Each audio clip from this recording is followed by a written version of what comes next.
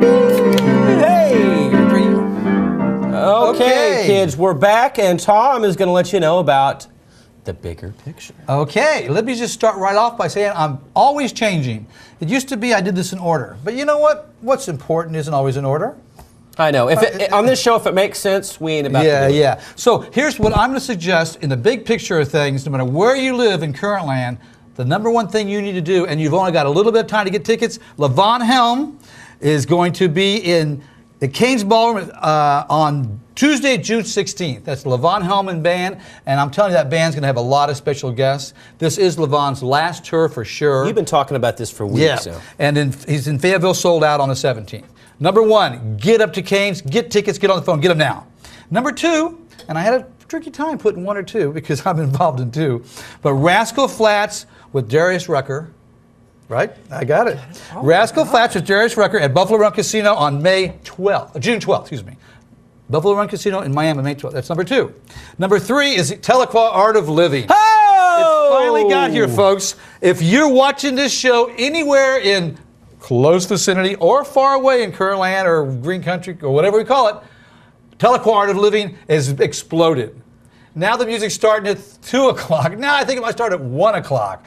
But Donna Tennant is such a good job. She was a good guest last week. She's done such a good job. Let me tell you what she did do. She did not get a lot of junky crafts. She set her sights high. These are real artists with real skills, sculptors, painters, glass artists. It's not a bunch of ceramic unicorns, is it? No. And she's got people on the sidewalks and in the stores all up and down Muskogee between the Cherokee Square and Norris Park. And Norris Park is where it all kicks off with, we know, the wine tasting, the beer tasting. Oh, yeah. And the music. And we'll try to get it over. And we're going to be there filming an entire episode. So you might be on TV. So that's number three.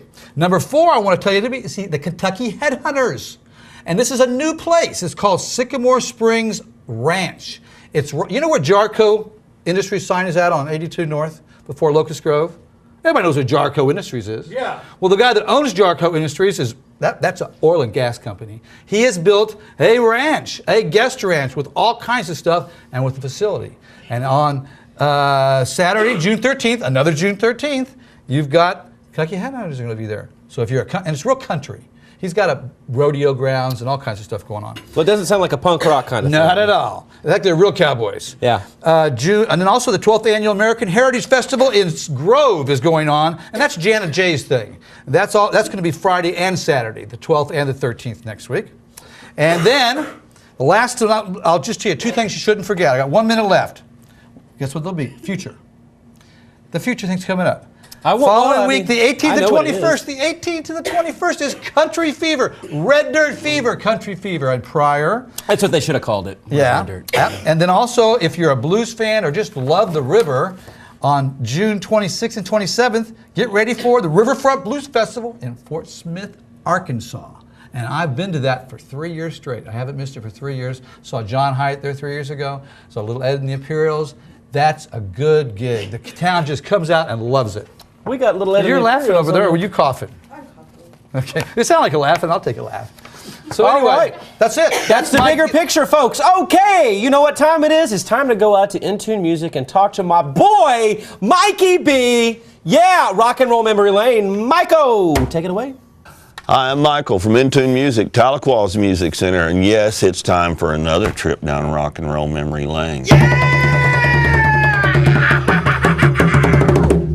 We're going to talk about the Doobie Brothers. They played the Muskogee Civic Center last week, and we were fortunate enough to go over there and get some interviews and take a lot of pictures, which you're going to be showing you here in a few minutes. But let's talk about their history. The Doobie Brothers formed in early 1970 with Patrick Simmons and Tom Johnson. They went on to have 50 million albums sold, multiple Grammy Awards, 27 chart singles, 16 top 40s, and 11 multiple platinum albums, and 13 gold albums. They sold a lot of stuff, folks. But here's the deal. I'm not going to get into the story about how they got their name, the Doobie Brothers, but you can think about it in your own terms. In 1970, a bunch of guys driving around in a van wondering what they were going to call the band. Okay? Take it from there. And that's from Patrick Simmons. Now, he may deny that in the press these days, but that was the early reports, okay? It was 1970, folks. Okay.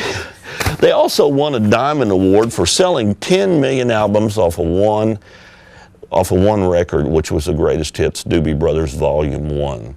I saw them as early as 1972 with Steely Dan, and they had multiple band member change throughout the years, including a 7-year stint with Michael McDonald, where it was a roller coaster ride to success. That's how they sold their 50 million albums.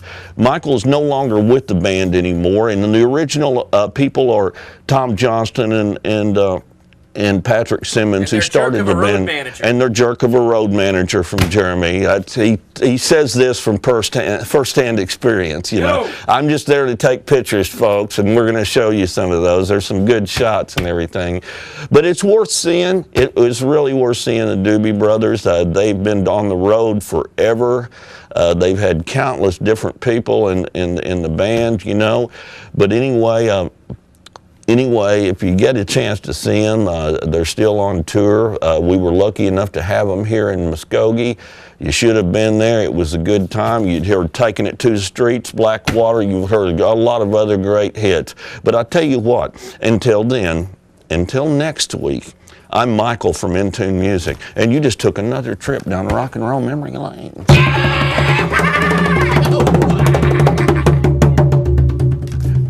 You're watching IMTV. Will that work? Yeah! What? Will it work?